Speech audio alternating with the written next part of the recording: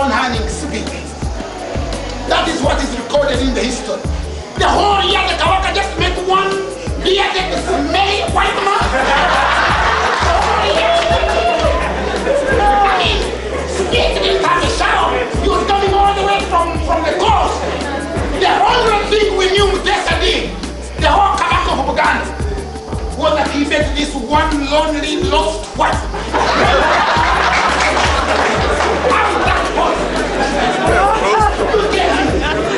How is it possible?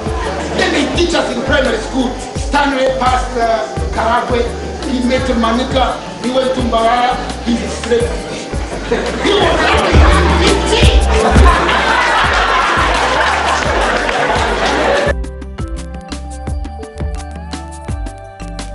But because my life was the Bible and the survival of our people depended on it, I had to back. I had to go into genetics, I had to go into mathematics to try and understand it, not only understand it, understand it, so that they can explain it to someone. I understand it when I understand, I want to stand top. So, when I'm ready to go, I'm not going to leave no stone unturned and turn every stone twice.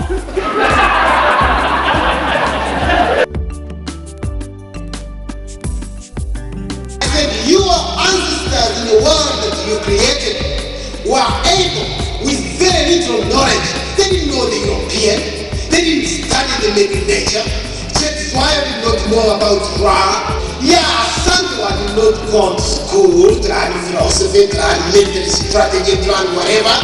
Yet in most of the time, they outfought, outgeneraled, outfronted some of the best military genius that Europe had ever possessed.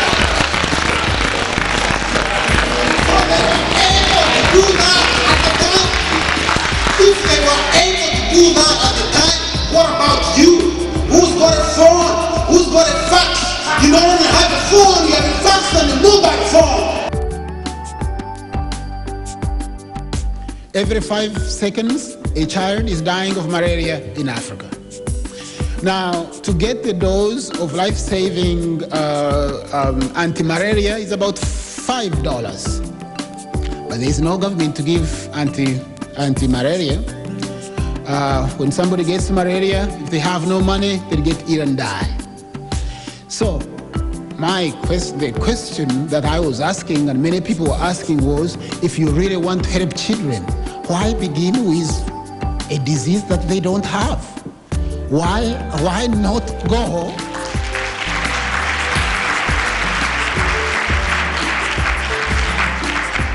Why not look for something that is killing them? This is Oxford, Cambridge, where you go to get this degree, where you get the first degree, which is a BA, bachelor's degree. You know, they don't believe in marriage. So they don't, you know, the only thing they can give you is a bachelor's degree. You know?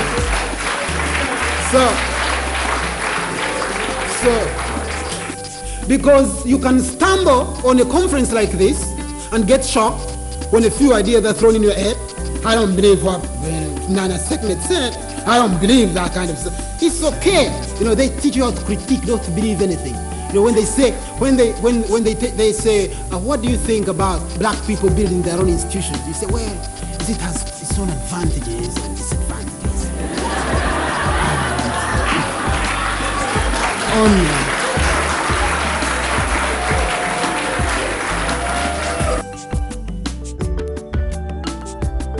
The high culture of Egyptian civilization that starts around the Nile Valley eventually ends up here in the Giza Plateau, in the pyramids of Giza, one of the highest high technical civilizations that African people put together, starting all the way from Uganda, covering present-day Sudan, and going up here in Egypt.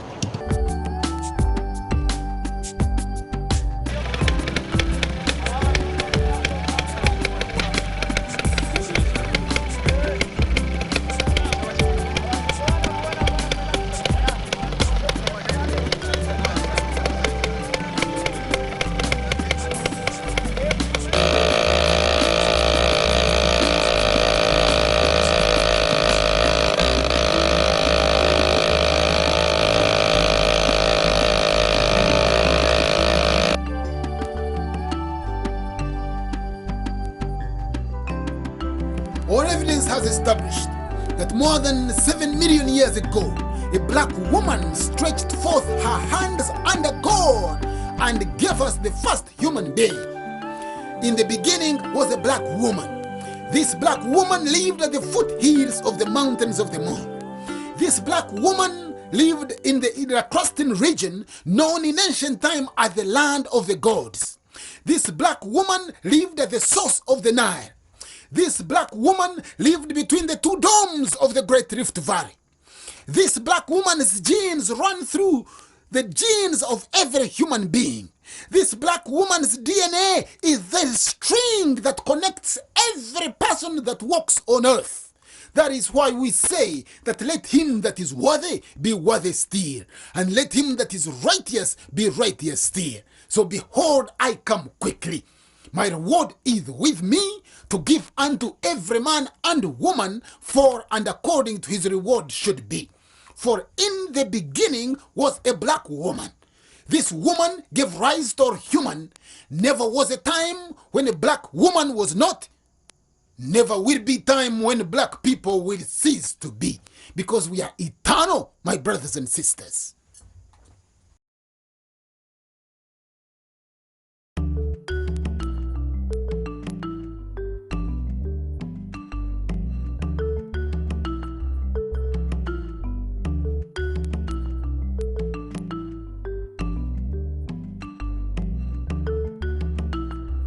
Who was your most influential master? Sheikh Anta Diop. Tell us Sheikh some of... Anta Diop was this most amazing, incredible. He's known as the greatest mind that Africa produced in the 21st century. He's known as the greatest mind. He's known as the fellow of Egyptology. He was this linguist, this nuclear physicist. He was this archaeologist and paleontologist. He was this scientist and chemist. He combined all the disciplines, spoke more than 27 languages. And it was Sheikh Anta Diop who in 1974 brought all the scholars of the world together at a conference organized by UNESCO. And he asked them to were asked to present evidence who were the first people to populate the world and what color were the ancient Egyptians. And when you read UNESCO document, it says the only two people that came prepared for the conference were Dr. Theophile Obenga from Congo, who presented linguistic evidence that showed that all African languages came from one language, one Kemetic language spoken around the Nile Valley. And that the ancient Egyptians came from the foothills of the mountains of the moon. And the papyrus of Unefa states quite clearly that we came from the foothills of the mountains of the moon at the source of the Nile in the land of the gods where the God happy dwells. Now remember when you asked me where I was born? Yes, I shyly and carefully said I was born at the foothills of the mountains of the moon. When I discovered that the whole of the world history, the whole of the world languages, the whole of the world socio-economic fabric, the philosophy of the entire human race comes from where I was born. Do you know what that did to me? Wakes you up, absolutely. Oh, I felt I couldn't even sit in a single chair. I felt like getting a spear and running after the people who had miseducated me. You might make me want to leave. I felt on sitting behind an African flag. You don't know how I felt when that happened. When I realized that Africa was the origin of humanity. Humanity in all its entirety. When I realized that Africa was the origin of humanity, from the stages of Australopithecines, we unwrapped everything. If humanity flowed from the loins of a woman, it flowed from ours. If humanity learned how to walk upwards, we are the one that took the first baby step and showed the world how to walk in tandem with the rhythm of life. If humanity learned how to domesticate crops, we are the people that did it. If humanity learned any science, any medicine, any archaeology, any paleontology, any form of organized religion, it was us. Oh my God. Do you know what that makes a person feel? I felt whole again. I felt like a complete human being. I felt like Malcolm X said, that he had sunk so low that he was actually sitting on his coffin. to know that.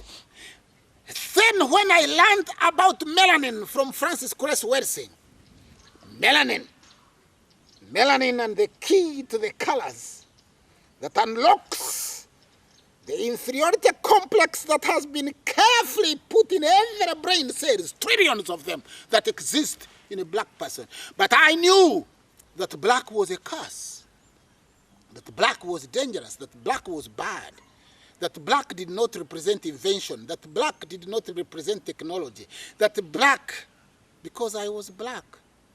Until Francis Cress Welsing told me, he says, you know that black? It actually absorbs all the colors. When you see something that it is white, it doesn't mean that it is actually white. It means it does not absorb any color. Black is right, black is beautiful, black is powerful. Black, How I am black and beautiful. I'm black and powerful. I'm black and inventful. I'm black and resourceful. No. Black is produced by melanin. Melanin is the carbon that does not deteriorate over time, produced by an enzyme called tyrosinase 7. If you have no tyrosinase 7, you can even wave like a conductor. You will never have black skin. No.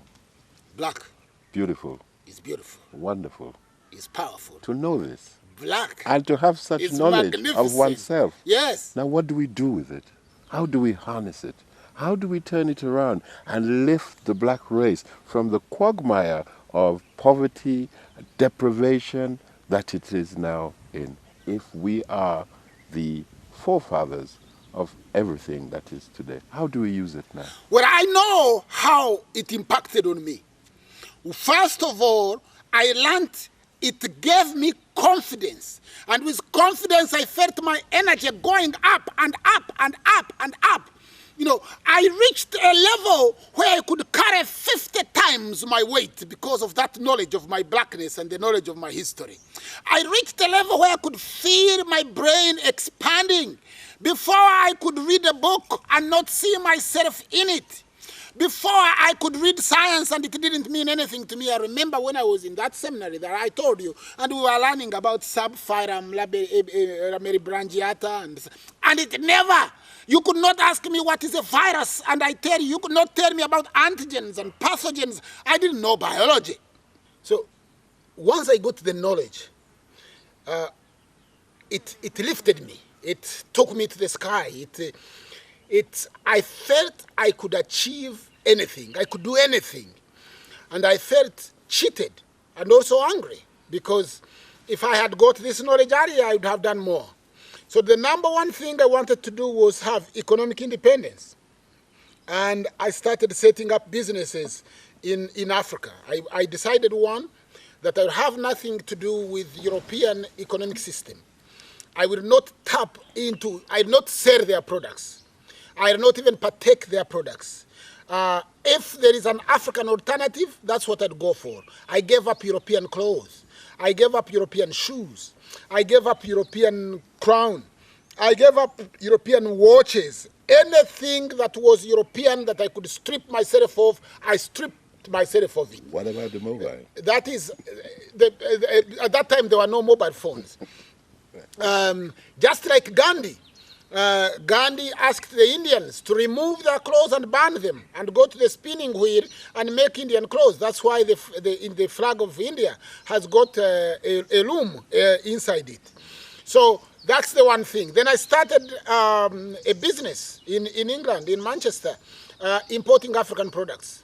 What would happen was I would go to an African country, and if I found them making anything, I would sell it. And for the most part, it was mainly craft, craft items and clothes and shoes. And I also started a bookshop because I wanted our African people to learn about their history. And that bookshop was on Seymour Grove in Chorlton. It was the only black business on the high street in Manchester. It was actually near Trafford Park. And then I also became involved or started a black organization, which became one of the largest black organizations in England, called Action on Earth. And it's charitable arm of Action on Earth trading. And through Action on Earth, we organized a lot of things and a lot of activities. But I also got involved in movies, producing movies that depict black people in good light. Actually, one of my major production was Tales from the Animal Kingdom, where I even refused, BBC Two to show the series because they wanted to target it at children, and I, wanted it targeted at adults. But in the Tales from the Animal Kingdom, I was the only human. The other actors played animals, and it was a sensational movie. And a lot of questions were asked as why white people were playing animals. And at the time, radical us were saying, well, if you have somebody to play a dog, who says the dog is the man's best friend? If you have somebody to play a cat, who keeps cats and people starve? So that was, one of the justification. But my own realization and my own, odyssey led me to a door of great ability and great confidence to be able to enter into a situation and try to wrestle something for my race. Were you involved at all in the Pan-African Commemorative Conference held in 1995? Yes, indeed. I was not only involved, I was the convener of the Pan-African Commemorative Conference of 1995, which was commemorating, I think, 50 years after the 1945, the conference that had been organized, by a brother who was living in Ghana, also from the Caribbean. That conference took place in Manchester, and there was a restaurant, and I also had a shop. This man had a restaurant, Makonnen, I think it was. Yes, he had a restaurant, and it was in this restaurant that most of the Pan-Africanists met and ate and were fed, and went on to organize the major conference that saw, Kwame Nkrumah, go to become, the president of Ghana, that saw Nanda Zikwe go to become the president of Nigeria, that saw Jomo Kenyatta go to become the president of Kenya. So I did almost the same. I repeated almost the same. I brought most of the scholars of the world to plot Africa's development on this commemorative conference, wrestled it from white people who wanted to organize it and keep out to black people. So I brought people like Professor Rena Jeffries, the brother from City College, who had really, taken on the Jews and almost won. I brought, people like Tony Martin, who is the world's leading scholar on Marcus Mosiah Garvey, and also Marcus Mosiah Garvey's son. I brought people like Professor John Henry Clark, who was also my teacher, from City College, self-taught. He had never gone to school, but he was a professor of world history at Tata College in New York. I brought people like Professor Jacob Carruthers, the brother who was working in Chicago. I brought the Hebrews from the Dimona, from Dimona in Israel, led by Professor Kazriel Ben Yehuda and, Professor Horariel Ben Yehuda. I brought the Professor Nation Shamyarira, who was Zimbabwe's Minister of Foreign Affairs, who was also teaching at City College. And it was actually from this conference that Zimbabwe now took on the power, to remove, white settlers from the land that they had displaced our ancestors, because we argued at the conference that they stole the land by subterfuge, by lies and force. And now that African people are in charge, they should also take the land, not by subterfuge, but by force, because that's how they had stolen it. People like Farah Aidid, and people like, Kahindo Tafire was at that conference. He would testify to what a magnificent conference that it was. Tajuddin, who was a secretary to the Pan-African Conference, he was asked to come and say a few words at the conference, but he couldn't. He was scared because of the level of experience. People like Patricia Newton, who was one of the world's leading scholars on melanin. So it was a magnificent conference. But one of the things that it did, it plotted the course that Africa must follow after the 50-year anniversary. And as a result of that work, I have told you what happened in Zimbabwe.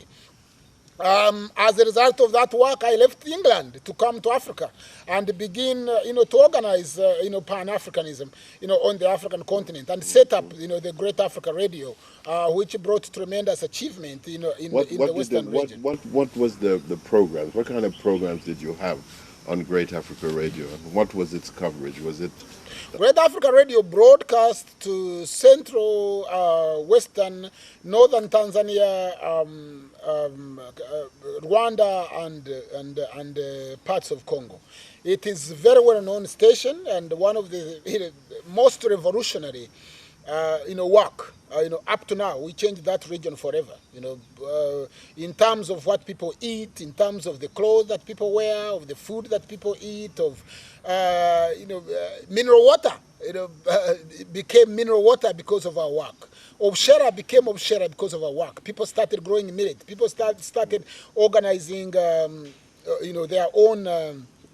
Granaries, and people started wearing African clothes on weddings. Now when you go to Kampala Road, you see people, shops selling African clothes. Before Great Africa Radio, who would buy African clothes? There was just no market, for African clothes. Do we still have Great African Radio? Yes, we still have Great Africa Radio, in Mbarara, although most of the effort, my effort, has been harnessed by TV Africa, which co-opted me to bring me to Kampala to be able to continue the work that we're doing home visually. Were you happy to leave England? I mean, it's a silly question in some ways, based on what you've said of your experiences and impressions, but at the same time you seem to have been doing a lot of positive. I was at the height of. Were you therefore were you happy to leave at that time? One of the leaders of one of the largest black organizations. I taught at the universities. I wrote film scripts for BBC Two. At Northwest Arts, I was doing work on the stage. My work was being filmed. One of the movies that I did had a budget of 600,000 pounds. So it was. I was not doing cheyo or existed at the bottom of society. I'd be quoted in newspapers. I was a commentator on television. So I Why was. Did you leave that limelight? Because I was doing it for other people. Because I wanted to do something for my own people, for my race. But what about What about the Africans in? I wanted them to leave England. I used to say to them, "You are kidnapped from Africa and brought here. Now you don't have chains on your hands anymore. You can escape." Run from the land of the oppressors and go and build a land for yourself in your homeland. And that was the same message that was, advocated by Marcus Mosiah Garvey, than, Elijah Muhammad, than Malcolm X, or great prophets, Asenia Hor, and all the people that have had a vision for African race have said, go to Africa and do your work there, so that you can do for yourself what other people have done for their race. Let's talk a bit more about some of the things you did. Tell me about the Table of the Sun festival. The Table of the Sun was, when I was in England, I used to be involved with a festival called the WAHENE Festival. And one of the interesting thing at WAHENE Festival was that most of the entertainers and most of the traditional dance group, World Festival of Music, that's what it was. And most of the dance groups came from Africa. And, they would have a name tag, like this is the royal, dancers of the great Baganda people who have not danced for the last 50 years. So people would pay a lot of money to come and see them. And I said, if you can go to Notting Hill and see traditional African carnival, if you can go to WAHENE and see African dancers, if you can go to Glastonbury and see all these festivals where African entertainers are performing, especially traditional African dance. Why can't we do the same in Africa? So I started organizing a festival in 1999, the Table of the Sun, in Kacheka Stadium, and it became a very popular festival. I'd bring dancers from all over the world, and they would come and perform, and then they would win an award. And eventually, we decided to bring it in Kampala. And that's where we run into problems, because the Balokole, thought that African dance was satanic. Who are the Balokole? Balokole are people who consider themselves to be saved from sin, soldiers of the cross, and some kind of Knight Templars, who take it upon themselves to fight Jesus' battle like Jesus was an invalid or handicapped. But in this way, they misunderstood, our intention. And, one of the people that led, that fight was Pastor, my very good friend and colleague, Pastor Semper, who later saw that really, unless you give people their culture and their tradition and their history, unless you Africanize the church, that the church will not survive the wrath, and the temperance from Europe, because, European Christianity has died. It never existed in the first place. African people took Christianity to Europe. European people didn't understand it properly. They said we can use this church to go and colonize somebody or kill somebody. And eventually, we harvested what we have harvested. So in that way, you can see that, they never profited from the African church. Now they are trying to impose their values, like homosexuality and transvestites and lesbianism on Africa through the church. You have a church voting a gay person, to come and, become a bishop or become a pastor. To the table of the sun. What happened to that festival? They decampaigned it. The Christian lobby decampaigned it. We lost a lot of money. Most of the people who attended were white people and diplomats, and we lost over 360 million. And then it affected our ability to organize it the other time. However, we have resolved our differences with most of our brothers, and I think the festival will be reorganized, even on a grand scale, in the near future. Well, I think TV Africa will certainly be giving it all the coverage that thank you. That it can do. Thank you. I need to clear that with the with the bosses there. Now tell me, I want to go over to a little bit of your diplomatic and political involvements. You participated in the Namboli Accord in 2001, which brought peace to Eastern Congo, and of course you played a significant role in that peace accord. Tell me about it. Yes, I played a key role. It's a key and a significant role. Namboli Accord was part of the people who supported my work in Pan Africanism, and also those who opposed it. Some of those who opposed it were taunting me, saying, "You always tell us about Africa, and all we are doing is just killing each other." Now, if you really Pan-Africanist, go to Congo and sort them out. And even my supporters were saying, really, go and sort Congo out. At the time, in Bunya, in Nyankunde, in Komanda, in Kwandruma, in Aru, in Fataki, in Mahaji, in Beni, in Butembo, in Aluala, in Rubero and Ruchuru, people were being killed, almost every day. And these were some of the proxy forces that Uganda had, set up, to go and fight the Kinshasa government for Kinshasa government's support of rebels of ADF and CON that were terrorizing Uganda. So most of these rebels then turned on their masters, on their patrons, and started killing the population and also started killing Ugandan soldiers. And so when they asked me, I don't think anybody wanted me to succeed in that Namboli Accord or in that peace process. So my requirement was one: bring all the rebels in one compound. It doesn't even have to be one room, because they might never agree to get in one room.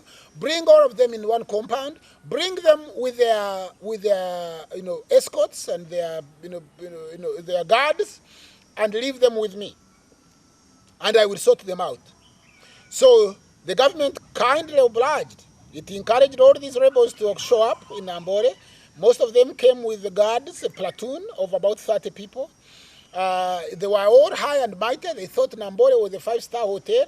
It was actually a disused hotel, which we had just managed to wrestle from courts, and turn it into some shelter. It was really a shelter more than a hotel. So the first thing they did was looked at the rooms and the blankets and our beds, and they said, "You people, you are joking. Who is going to sleep here?" So we said, oh, we thought you being rebels really living in trenches, this could be like a Sheraton to you. And they refused to enter in the hotels. They refused to sit in one area. So you had all these groups, 160 rebel groups came together at Nambori. And then they started asking, who is the, under the auspices of the Pan African Center. So when they came to my office, they said, are you a general? And I said, no, I wish I was. Are you a commander? I said, no. Are you a commissioner? I said, no. Are you like a presidential advisor or something? I said, no. What are you? I said, I'm the director of the Pan African Center. I'm just somebody like you. Then they all now, for the first time, started talking to each other. And the one thing they agreed on is they should kill me and leave. By that time, the gate was locked with a very big padlock. But what is a padlock when you have guns? And when you have all these guards? So they came all excited, wewe unafunga mlango, sisi iko wafungwa, tutakuwa, tutarudi kwetu Kongo. Mbona napoteza muda yetu? Fungua mlango. And I begged them and I said, please, before you kill me, at least let me explain to you why I called you. I called you here for a reason. Let me explain that reason to you. And I'll do that at exactly 8 o'clock. And they were furious. We cooked food, they refused to eat it. At 8 o'clock, they all gathered in the same room for the first time. They'd never done it. But only to listen to me, and then to kill me, and then head for the way home. There were no Ugandan soldiers, there were no Ugandan guards, there was no police. It was just me with these brothers.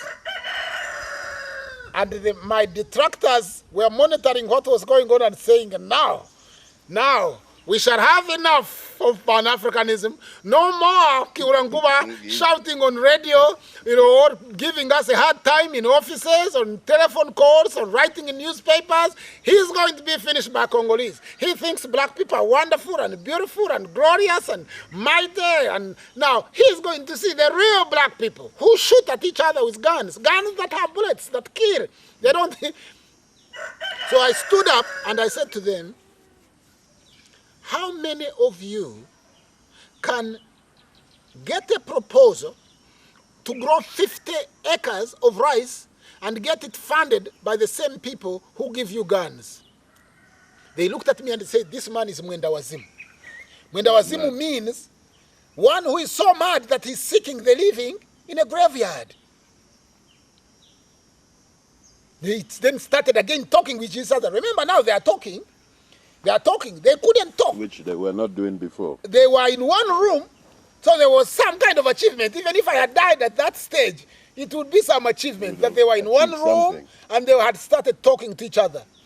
So I said to them, then tell me, which one of you would write a proposal to set up a rebel group and get funding? And they all started saying, now, we told you Mwenda Wazimu. Of course, if you write such a proposal, your phone begins ringing. That morning, you begin to get BFA. BFA is weapons of destruction. You begin to get sat phones and food and whatever. So I said to them, you can get money to kill yourself, but you can't get money to feed yourself. They started grumbling. Oh, no. So I started by explaining to them that less than 15% of the world population uses more than 89% of the world resources. That 15% of the world population is white. And those resources mainly belong to people in Africa, Asia, and South America, indigenous peoples who do not benefit from the wealth and the labor that the soil produces. And who is to help them to take more of what these people have? You, the people with guns. You can't feed us, but you want to kill us. And that is why you are here. That is even why you are talking to each other. I spoke to them for 5 hours. They didn't sleep. Afterwards, some of them got into the hostel to sleep on those rough beds. And some of them were hungry. Most of them were hungry. They started eating, but nobody could leave. Some had brought tents. By the end of 1 week, they were all seated in one hall and they would all queue to get food. By the end of 1 month, they were all hugging each other and singing with each other. I told them the African story. Africa, the origin of humanity. Africa, the origin of high technical civilization. Africa at the origin of major Western religion. Africa in the civilizing of Europe. I am telling you, at the end of 2 months, they all agreed to give up fighting. They signed the Nambole Accord. Then I put them in a plane. I took them to Congo, to Kinshasa. And we handed them over at the Pan African Center to President Kabila. Kabila appointed 14 of them cabinet ministers, including Mbusa Nyamwisi, Tibasimu Atenyi, Jerome Kamate, all those who are with me in Nambole. None of them have ever gone back to war. That area was pacified forever. In fact, he even sent all the chiefs, chef de ville, chef de cité, all their chiefs to us to pacify. And we did. The only 3 people who refused to come was Thomas Lubanga, who is now at The Hague, Ngurudoto Chui, Ngujoro Chui, who was also at The Hague, and another one called Njabu, a leader of the Lendu, although he started coming afterwards after the conference was finished. But that accord held, because you cannot bring people who have different views, killing each other, and say, sign an agreement, and they sign a paper, they would just walk away. So today, as we speak, President Kabila has sought us again. The Pan African Center say, stop the killing in Eastern Congo, the southern part. At that time, it didn't take part because it was under Rwanda. This M23, these so-called Interahamwe, who have just taken over Goma and whatever. We can do the same. African knowledge. That was the most difficult, the most tremendous achievement that I could credit African knowledge for. It was nothing else. I had no money to give them. I had no books even. All I did was teach them who they are, hold the mirror to them and say, this is who they are. This is who you are. And that area was pacified forever on what? On African knowledge, on knowledge of self, on Pan-Africanism. And if you think that Pan-Africanism is a waste of time, if you think that it cannot achieve anything, you need not look anywhere than Eastern Congo, Butembo, Aru, Mahagi, Aluara, Bunya. They have never gone back to war. But at the time, there is a sister called Akiki. I'm sure she's still in Kampala. She used to report to us every day, 400 people dead, 500 people dead, our people, black people. But now, it is an area of prosperity and commerce. How are you going to do that very noble thing again in Western Congo, in the current problems that Congo is facing? Well, when I did this, it cost me a lot of money. I had some money. It cost us a lot of money, and the President Kabila had promised to pay, the money. But that I can't say that in the interview. But it cost me a lot of money. It even led to our losing the Pan African Center. Because we had, renovated the Pan African Center, which was Mandela Sports Hotel, so we could use it for sports and then use it for.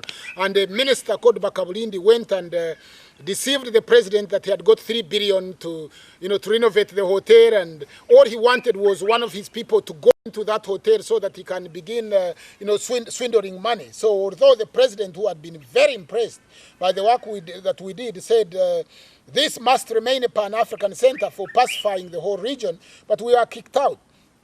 But then, we went and reorganized it. President Kabila has asked me again, together with the Pan-African Center and other people that I was working with, to go back and do the same. And we were going to do the same. We'll probably go through the same, tried and tested, bring the rebel groups together, put them together, teach them African knowledge, share experiences of other African people who have gone through the diversity and have recovered from that, because that's one of the things that we did. And eventually they will become soldiers of peace, and defenders of their race, and they'll bring prosperity, to that region. Well, it is very complicated, but it will be done. Well, I wish you all the very best with that, and I hope that it can be accelerated, because we need peace in that region. Let me take you away from your political and diplomatic exploits a little. And in 2002, you had a chance to address American scientists on the alleged issue, dangers of polio vaccination. Can you tell me more about that? Yes, that came about. I had a big battle with government in 99 and 2000, where I was opposing the oral polio vaccination.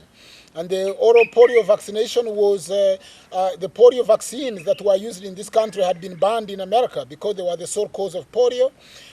It was said they should not be used in population that has HIV because they were lethal and the virus could mutate and cause things like Ebola and other things. So I had a lot of knowledge, about oral polio vaccination. I went into collision with Ugandan government and with Ugandan parliament, and letters started flying and people clamoring for the closure of the station and for my arrest and, for charging me with sedition. But because, I had the knowledge, that, went apart. And then I was invited to address American scientists in 2001, and that address was carried live on C-SPAN. Every 5 seconds, a child is dying of malaria in Africa. Now, to get the dose of life-saving anti-malaria is about $5. But there is no government to give anti-malaria. When somebody gets malaria, if they have no money, they get ill and die. So, the question that I was asking, and many people were asking, was, if you really want to help children, why begin with a disease that they don't have? Why not go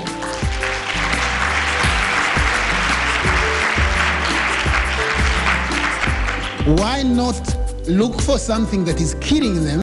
Actually, my address became the best-selling C-SPAN when a politician or an activist or an important personality does a presentation which they cover.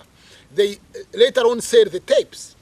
And my tape became the best-selling tape for C-SPAN.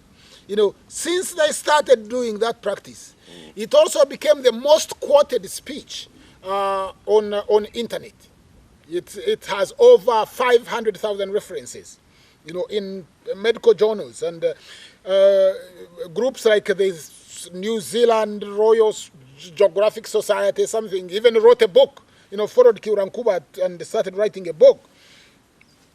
And basically what I was talking to them about our experience with vaccinations and redefining what a vaccine is. I said a vaccine was a disease that you give to a diseased person to cure a disease that we don't have. And I told them that humanity has lived in Africa from 5.5 million years. Vaccination started in 1947. So if vaccines were really essential to human life, we would have died. It would have been case closed. So I saw no reason why that should be forced. Why would somebody come to a village and says to you, I have brought you this wonderful wine, please sit down and drink with me, and when you refuse, he says, and by the way, I have a couple of guards in the car, if you don't take it, we will force you to take it.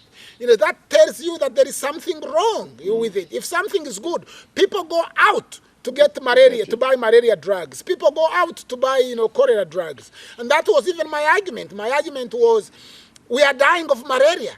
Why are you giving us, polio, which hardly kills anyone? It kills 2 or 3 people.